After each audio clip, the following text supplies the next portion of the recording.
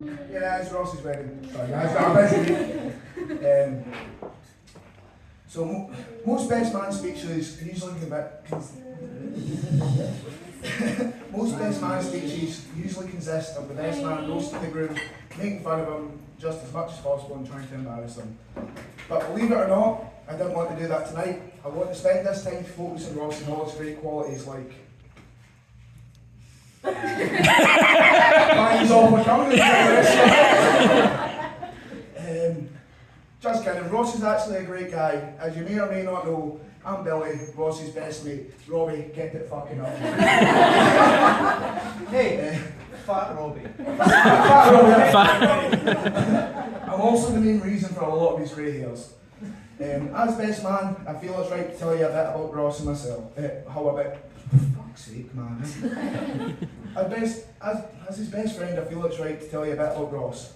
Myself and Ross met about 15 years ago, and fuck me, it feels a lot longer. We first met in an outdoors place called Lochie.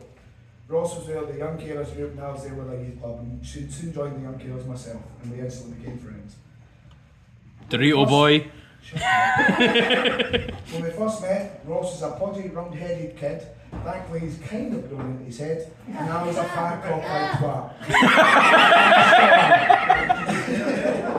Myself and Ross clicked instantly with our similar interests and sense of humour, be it playing stupid pranks in pubs or just causing mayhem, like the time he tried to piss me in the space toilets after slapping me.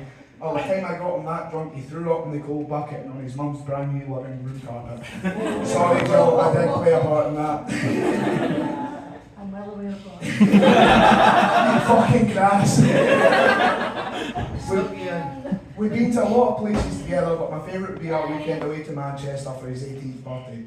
We were going down on Saturday and coming back on the Monday, and how excited should have been a sign. For a start, Ross had to phone me to wake me up as I was out the Friday night because we all love a bit of karaoke. So we get to the train station and the train's broke down. I think it was run by Calmac. But there was a replacement bus service to Glasgow. By the point we were already 2 hours behind, but thankfully we got to Glasgow and made the train to Manchester by ball here.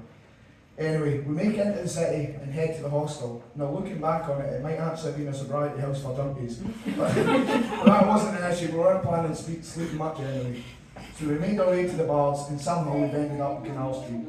Now if you don't know Manchester, there's a lot of rainbows and a strong smell of VHS cleaner. As we get to our first bar, there's a female bouncer checking IDs. Now I use the term female lightly. She was in a pink dress with lots of makeup, but she's also 6'7", arms like Dwayne The Rock Johnson and sounds like Vin Diesel.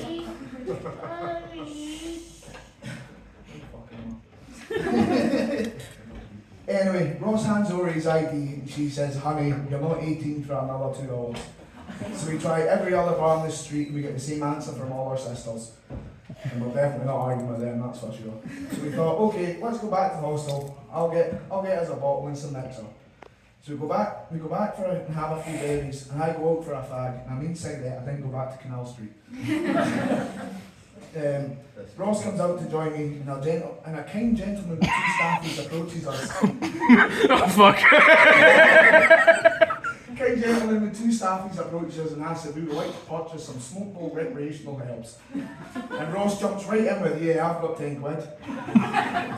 So this very polite man said, "Wait here, I'll be back in 2 minutes." So I go back inside to grab some stuff, come back out and the deal is done. We start walking to the centre of town and I ask Ross to see the recreational herbs. He hands over the bag, proud of himself for his first ever time buying drugs. Sorry, recreational herbs. I open the bag and start to piss myself laughing and ask if he got any dressing with it, as he just paid for a bag of lettuce.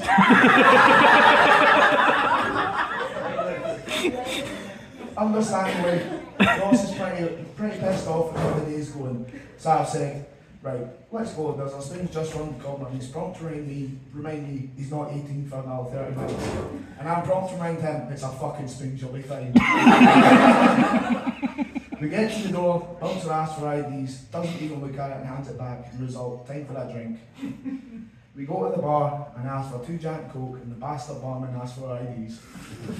Looks at mine, spot on, looks at his, looks at his phone and says, "You're not 18 for another 20 minutes."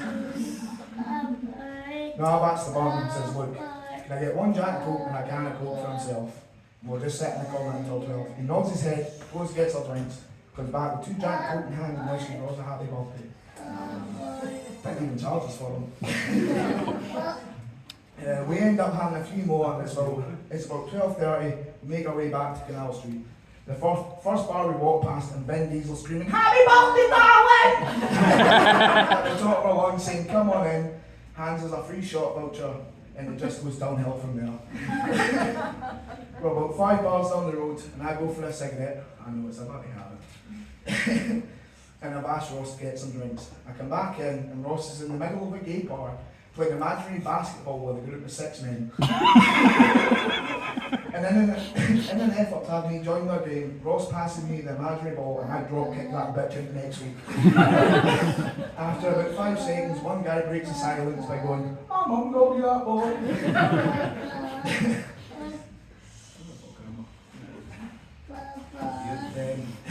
We had a great laugh, joined them for the rest of the night, and what a night it was. We ended up spending the whole evening with these guys, and they showed us the best takeaway at 5 o'clock in the morning.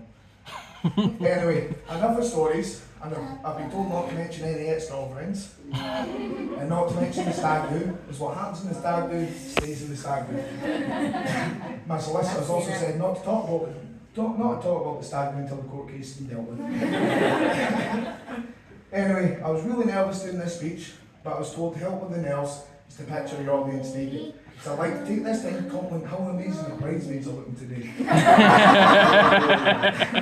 Right, everyone, close back on. I'd also like to take a moment so we can all admire how beautiful Natasha looks in her dress today.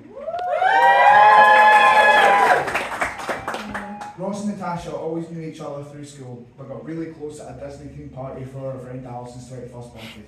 She's over there in the corner. Which makes a lot of sense considering how much they love Disney. They got together soon after, and I've never seen someone make Ross as happy as you do, Natasha.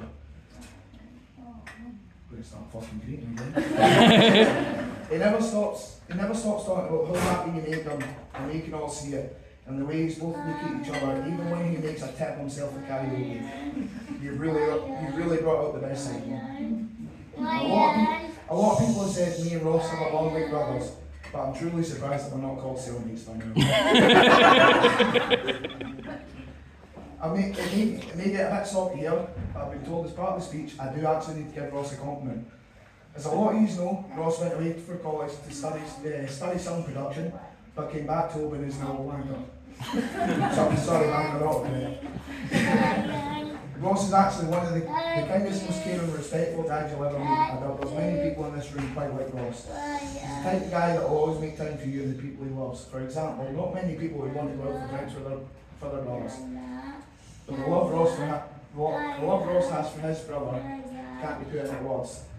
He's never seen it as a bother, and he'll take his brother out and nights out, go on days out, and in general just love and spend with him. And I'm really proud to call him the best man, best friend. You're the best man. So if we could all please. Yeah, who wrote that song?